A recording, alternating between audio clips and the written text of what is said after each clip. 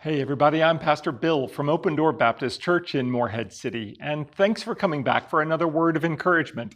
And these are weekday videos that we put together to help us all to get our eyes and minds back onto God's words of encouragement in His Bible.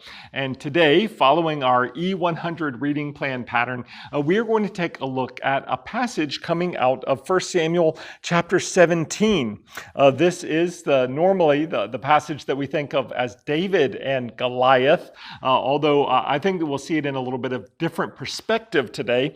As I begin to read here in verse 45, where David said to the Philistine, that is Goliath, "You come against me with a dagger, a spear, and a sword, but I come against you in the name of Yahweh of hosts, the God of Israel's armies. You have defied him.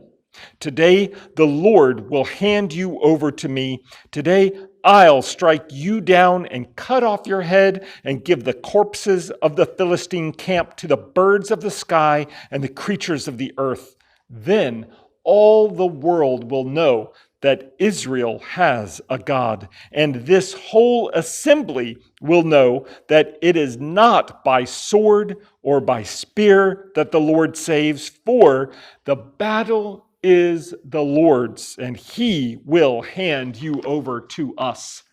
Oh, these are some very powerful words coming out of the life of David. And what we see here is that truly this story is not David and Goliath, but it is Yahweh and Goliath. It is God versus Goliath. And Goliath and the Philistines and the Israelites all learned a very important lesson that day. Listen, sometimes I hear this passage talked about as though we are supposed to imagine whatever difficulties are in our lives standing there in front of us like a giant in your own life, but that is not what this is in the Bible for. This is in the Bible in order to show you the trust and confidence and faith that you can have in the Lord. The battle is the Lord's.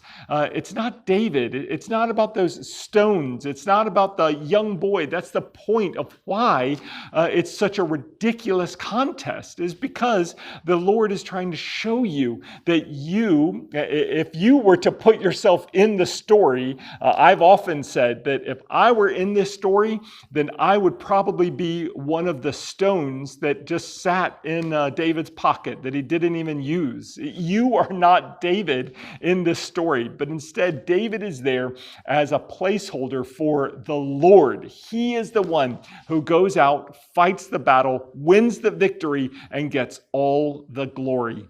Well, I hope that this is encouraging to you today, and I hope that you'll tune in tomorrow for another word of encouragement.